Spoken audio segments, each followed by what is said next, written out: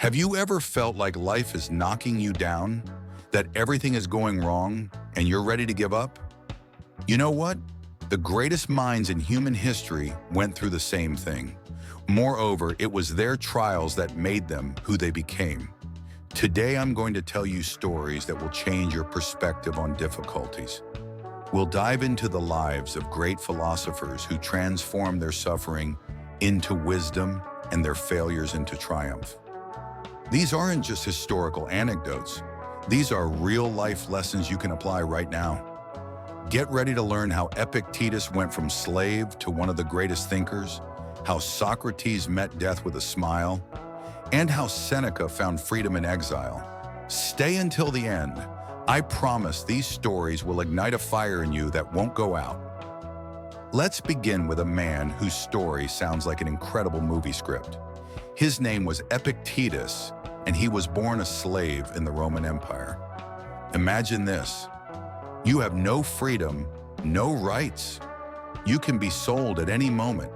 But this very man became one of the greatest Stoic philosophers in history. Epictetus didn't just survive slavery, he used it as a school of life.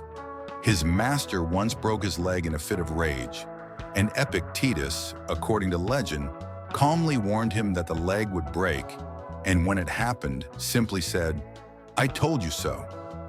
This incredible strength of spirit is astounding even now, 2,000 years later. What was Epictetus's secret? He understood a simple but revolutionary truth.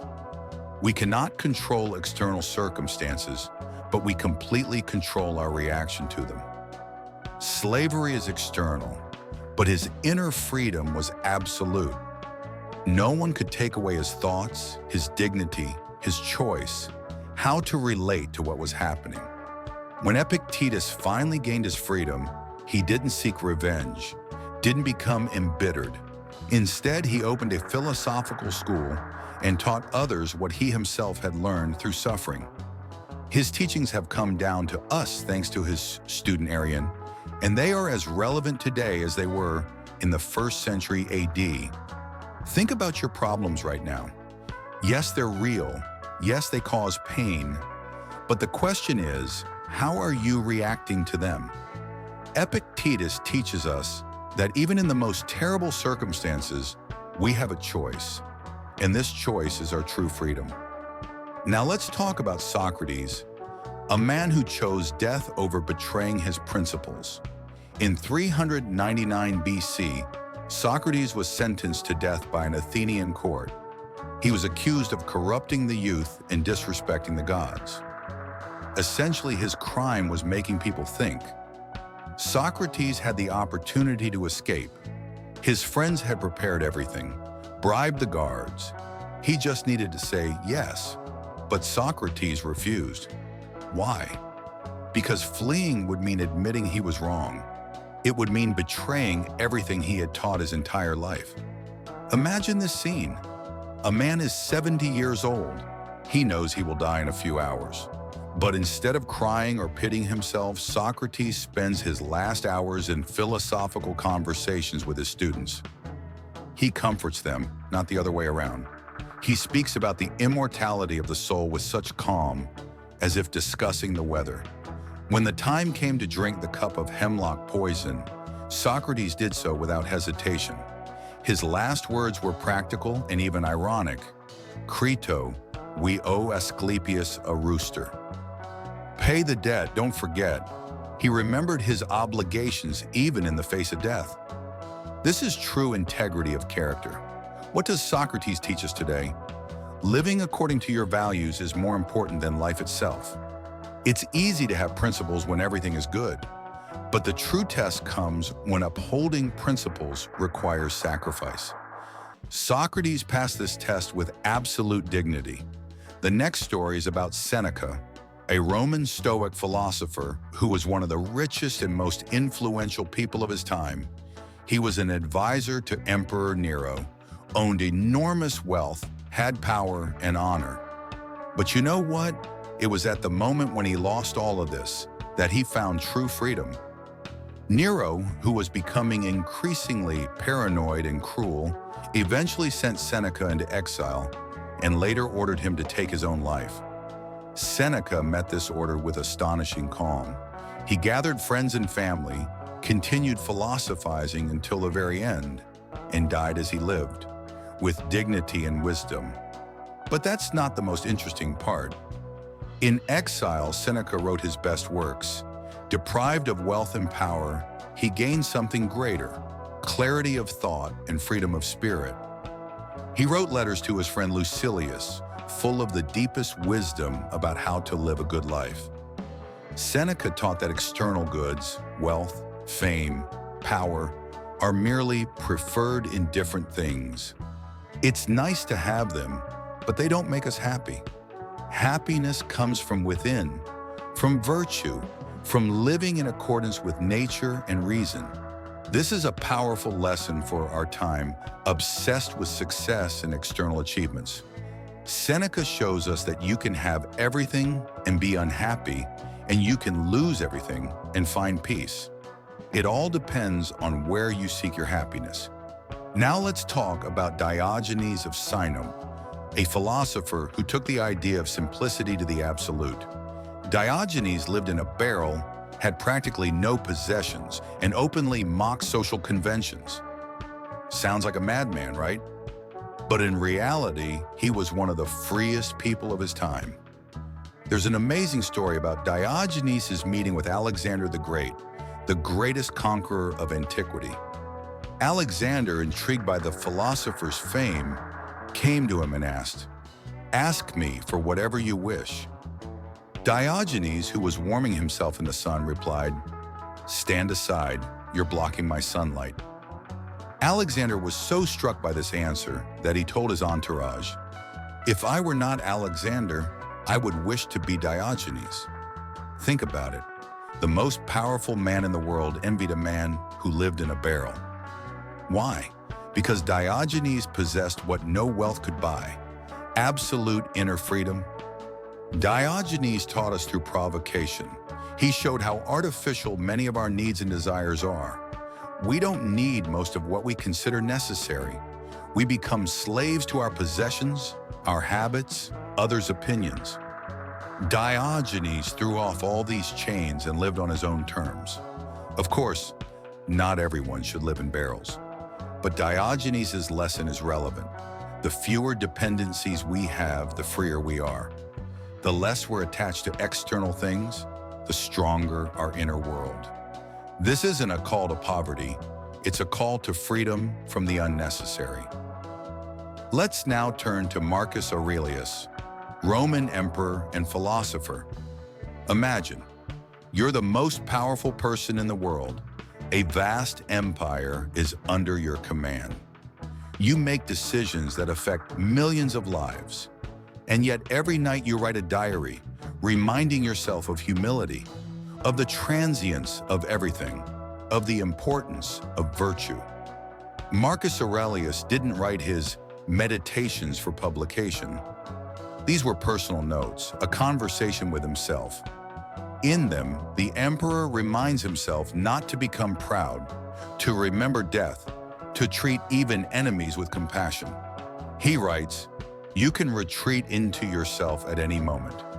Nowhere can a person find a more peaceful and free refuge than in their own soul." Marcus Aurelius's life wasn't easy, despite all his power. He almost continuously waged wars defending the empire's borders. He lost loved ones. He faced betrayal. He knew that one of his sons, Commodus, would become a tyrant after his death. And yet he continued to fulfill his duty with dignity. What's especially striking about Marcus Aurelius is the combination of enormous strength and deep humility. He understood that power was a burden, not a privilege. He saw himself not as a master, but as a servant of Rome, a servant of duty, a servant of reason. This is true greatness. Marcus Aurelius's lesson for us. It doesn't matter what position we hold. Each of us must work on ourselves daily. Success, power, recognition don't free us from the necessity of being good people. On the contrary, the more opportunities we have, the more important our character becomes. Now let's talk about Boethius, a philosopher who wrote one of the most influential books in history while in prison awaiting execution. In the early 6th century, Boethius was an influential senator and philosopher, but he was falsely accused of treason and thrown into prison. In his cell, knowing that death awaited him, Boethius wrote The Consolation of Philosophy, a work that would inspire people for the next 1,500 years.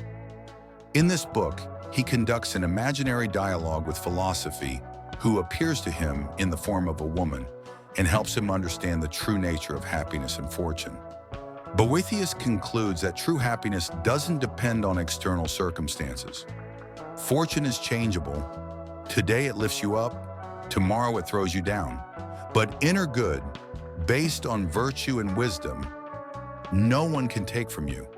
Even facing unjust death, he maintained inner peace. There's incredible power in the fact that a man who lost everything could create a work full of hope and wisdom. Boethius could have spent his last months in despair and bitterness. Instead, he left us a gift, a reminder that the true value of life is not in what happens to us, but in how we meet it. Boethius' story teaches us to see difficulties as an opportunity to show the strength of our spirit. When everything is taken away, what remains is the most important thing, who we are. And no external force can change this if we ourselves don't allow it. Let's conclude our journey with the story of Hypatia of Alexandria, a woman philosopher and mathematician who lived in the 4th and 5th centuries AD. In an era when women rarely received education, Hypatia became one of the leading intellectuals of her time. Hypatia taught philosophy, mathematics, and astronomy in Alexandria. Students came to her from all over the Mediterranean. She was known not only for her intellect, but also for her honesty and principled nature. In a world torn by religious conflicts, she preached reason and tolerance. Unfortunately, her commitment to truth and reason cost her her life. She was killed by a fanatical mob in 415 AD. But even in the face of danger, she refused to betray her principles. She continued to teach, continued to seek truth, continued to be herself. Hypatia shows us that intellectual honesty and fidelity to truth require courage. It's easy to think freely when it's safe, but the real test comes when you have to pay for your ideas. Hypatia passed this test and became a symbol of the pursuit of knowledge and freedom of thought. All these stories are united by one common thread. Greatness of spirit is manifested not in the absence of difficulties, but in how we overcome them.